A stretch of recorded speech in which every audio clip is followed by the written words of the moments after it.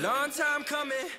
Make it. Alright, welcome back to Auto Review and a new episode of Moto Review. And what do we have here today? This one is the 2017 KTM Duke 690 or 690 Duke.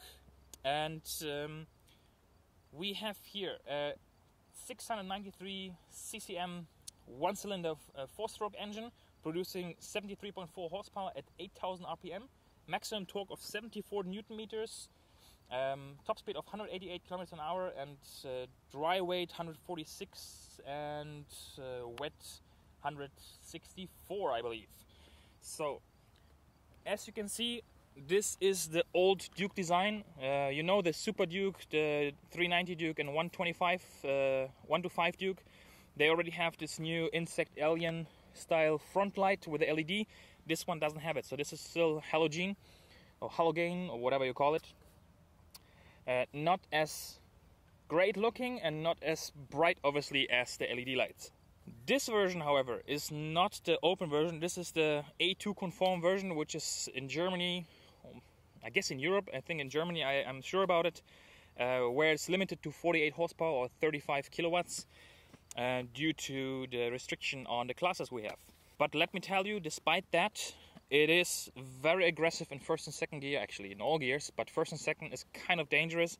If I'm thinking about giving this bike to someone who just passed his license and has a limitation to 48 horsepower, it's dangerous because it takes torque out of the capacity of the engine, and 690 cc versus a 390 or obviously 125 is totally different. Riding position is nice and comfortable. You sit a little bit higher than on the actual 2017 390 Duke. It's very comfortable as well with handles, so long drives are no issue whatsoever.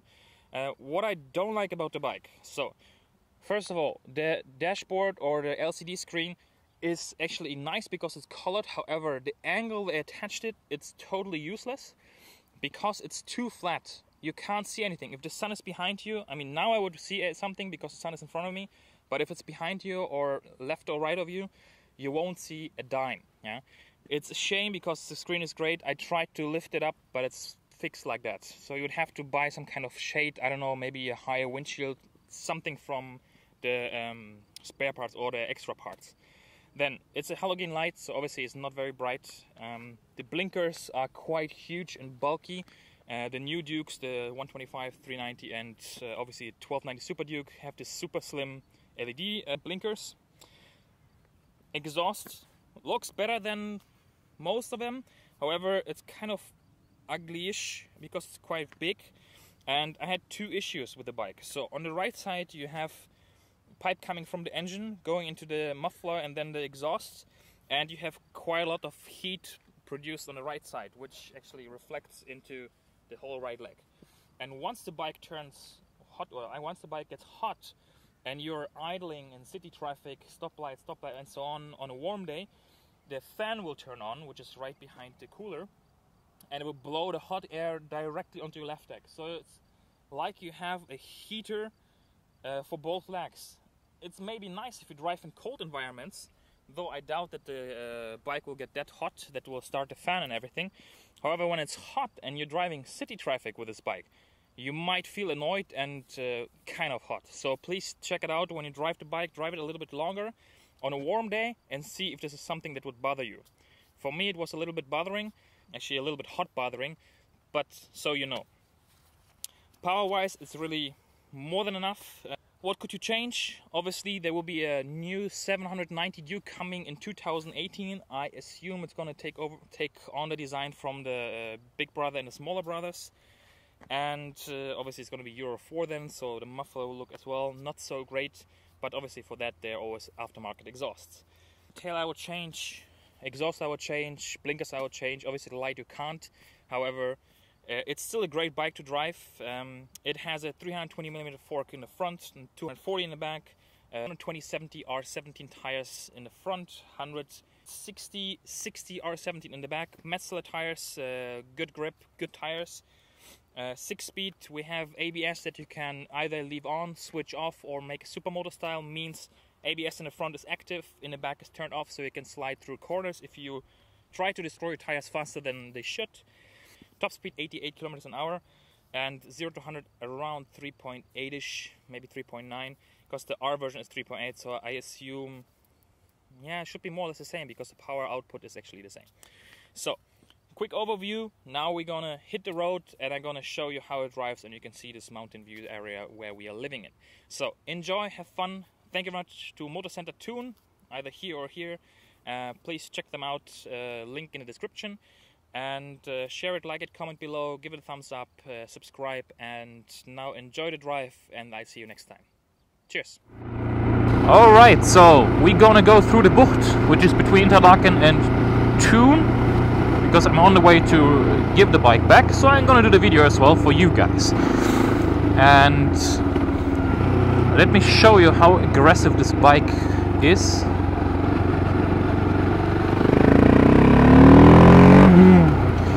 You see, even though it's limited to 48 horsepower, it's super aggressive, really. I mean, first gear is kind of dangerous if you're a novice or if you're a new biker.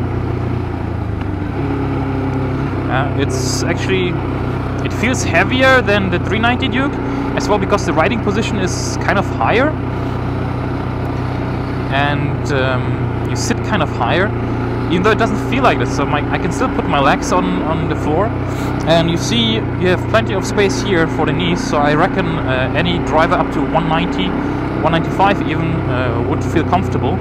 Mirrors are okay, a bit better on the new 390, but power-wise, I don't know. But I'm gonna be quiet, I'm gonna do a wrap-up of the bike after we past the Bucht. For now I'm gonna shut up, be quiet, and enjoy the ride and the sound especially. Let's go.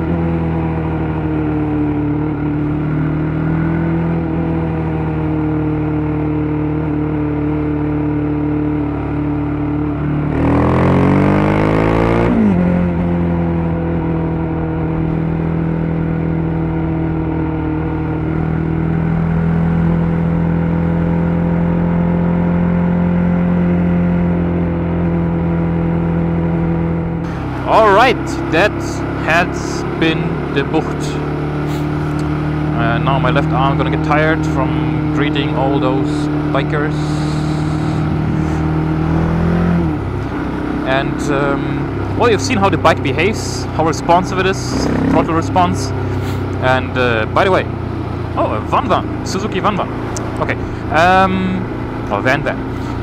Thank you very much for the taxi driver or van driver that made space. Very cool. Thumbs up. Yeah, double thumbs up. Not often that I see actually something like that. Usually I see just some people that never make space. So, yeah, so bike very responsive, even though it's limited to 48 horsepower. And it's good fun to drive. It's good fun to drive. Yeah, you can see actually. Well, compared to the 390 Duke, obviously the 390 Duke is a little lighter, but this one is still not bad. I mean, obviously you have more power available, so the power to weight ratio is better on this one. Though not currently. Currently, actually, it's more or less the same, because now the Duke 390 has 43.5 horsepower. This is 48. However, once this thing is open, then it's going to have its full potential. But again, the old saying, engine capacity cannot be replaced by anything else than engine capacity. It sounds really stupid in English. Actually in German it's Hubraum kann durch nichts ersetzt werden, als durch noch mehr Hubraum. So the more CC you have, the better it is. Kind of. Basically because it's very torquey. I mean, if you see, this one goes from low RPM, let me just... see how it goes. Yeah, and it has no, not regrets, but I mean, no, it doesn't give you like shaking or something weird. If you accelerate from low RPM, it just does it, you know, which is great. Now the question is, would you want to buy this bike or not? I think it's a great bike, obviously. You have to see if you like this style, because it's a mix between the supermoto that KTM offers and the small brother, the 390 Duke, the 2018 Duke 790. Gonna be interesting to see. I hope I can test that one as well when it comes out. But in the meantime, if you're looking for a bike that is something around this price range, this is like 9,990 francs, and power output, and you like this kind of riding position naked bike, then you should head over to the KTM dealer. Sorry, again, thank you very much for Motor Center Thun. Just check them out. The link in this is in the description. Say hi from Patrick when you go there, and they'll be very nice to you. They're either way always nice, so don't worry. And that's pretty much it. So please like it, comment, share the video, give it a thumbs up, which is like obviously, and subscribe to the channel if you want to see. If you want to see more car reviews or motorcycle reviews. So thanks a lot. Goodbye, and see you next time.